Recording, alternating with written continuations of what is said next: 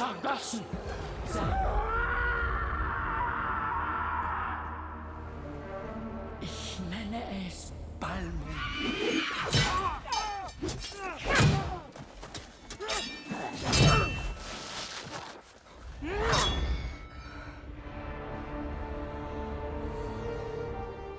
In Europe during the Middle Ages, the Huns were advancing into the west, leaving war and destruction in their wake.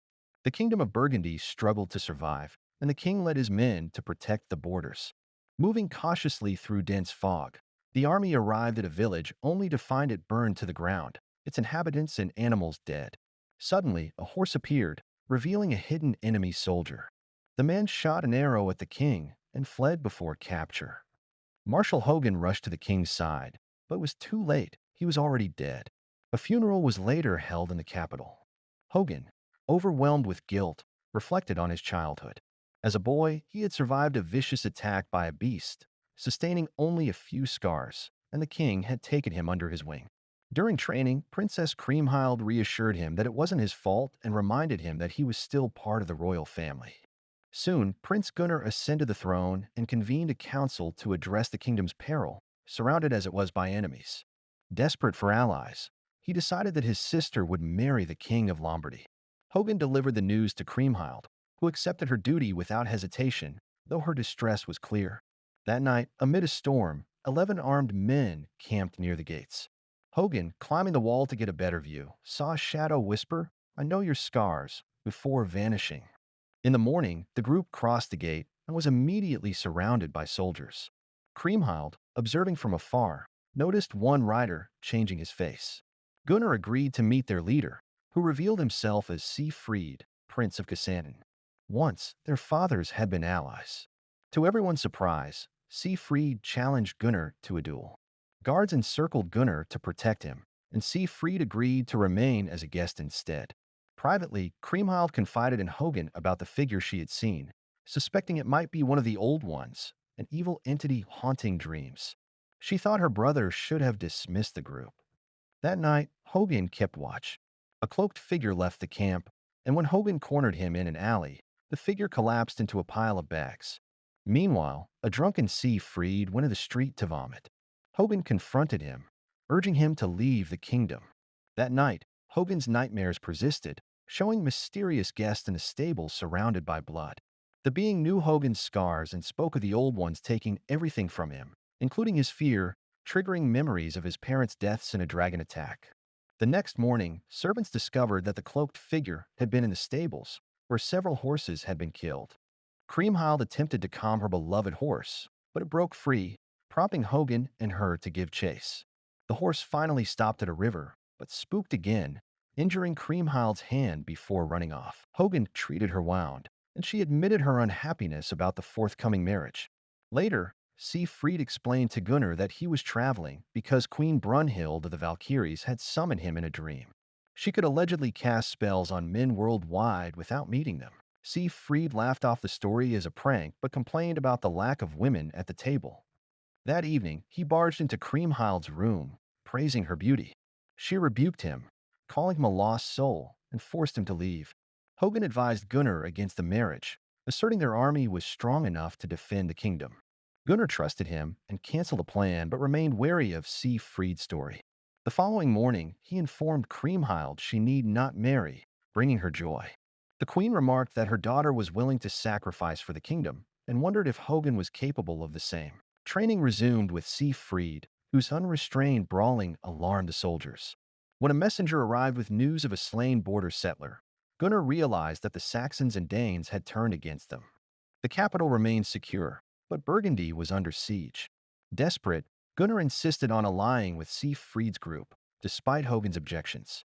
Hogan discovered evidence of a ritual performed by a cloaked figure, who revealed himself as Alberic. Alberic explained that Siegfried had killed a dragon, bathing in its blood to become invulnerable, except for a small spot protected by a leaf. Alberic was tasked with forging a sword from the dragon's bones. He scolded Hogan for harboring Siegfried, claiming the prince now had a family in a castle. During a chapel visit, Siegfried declared he would kill for Gunnar. Hogan learned Gunnar now considered Siegfried an ally. Before leaving for war, Hogan bid Kriemhild farewell. She questioned his motives for saving her from the marriage. He refused to answer. The army marched, strategizing for battle. Siegfried rode alone to defeat the Saxon king, returning victorious and impressing everyone with his prowess. The ensuing battle in the forest was brutal. Hogan protected his men, but his best archer was killed, and he himself lost his left eye. Siegfried intervened to save him from the Dane king. Returning to the capital, Siegfried was celebrated while Kriemhild tended to Hogan. Meanwhile, tensions grew between Kriemhild and Siegfried, though the kingdom relied on the prince's strength. Hogan's childhood story was revealed as false. He was from another kingdom conquered by Gunnar's father. The dragon had actually saved him, and the king had fabricated the story. Hogan, now aware of his true past, visited the graves of fallen soldiers. Siegfried claimed no regrets, and Kriemhild appreciated his bravery. Hogan, however, distrusted the prince, cautioning that false hope may be worse than no hope. Over time, Kriemhild and Siegfried grew close, while Hogan remained vigilant. The Huns, led by Zell, advanced further west. Gunnar sought allies, aiming to contact Queen Brunhild of Iceland, part of the Old Ones and master of dark magic. Hogan freed Alberic from imprisonment to gather intelligence on the queen. Siegfried's past with Brunhild was revealed. He had spent a year with her, but disappeared abruptly, leaving her heartbroken. Kriemhild ignored Hogan's warning and agreed to marry Siegfried to protect the kingdom. Gunnar set a condition. Siegfried must guide him to Iceland to seek Brunhild's alliance. The journey was treacherous, with storms and shipwrecks, but the group reached Iceland safely. There, they learned that Gunnar would have to defeat Brunhild in battle to win her hand. Siegfried received a sword from the queen and promised to marry the princess, despite serving as a guide. Gunnar fought Brunhild, narrowly besting her when blood touched the snow. Hogan and Siegfried were revived, and Brunhild honored her agreement. The group returned to Burgundy, only to find much of the kingdom destroyed by the Huns. A double wedding was held, Siegfried and Kriemhild, Brunhild and Gunnar. Brunhild crowned herself, asserting her independence. On the eve of battle, Hogan inspired his fearful soldiers, reminding them to follow Brunhild. The eruption of her volcano was taken as a favorable omen. The ensuing battle was savage, but Brunhild's leadership turned the tide, forcing Zell to retreat. Victory celebrations followed, with Brunhild and Siegfried sharing private moments. Hogan privately warned Siegfried to remain loyal to Kriemhild, which he promised. Peace returned, though challenges persisted. Siegfried tempted Kriemhild to run away, but she refused. She and Hogan shared a bittersweet moment, acknowledging that they would never be together. Gunnar struggled with the loyalty of his people, who favored Siegfried. Tensions arose as Siegfried continued reckless behavior, but Hogan maintained order.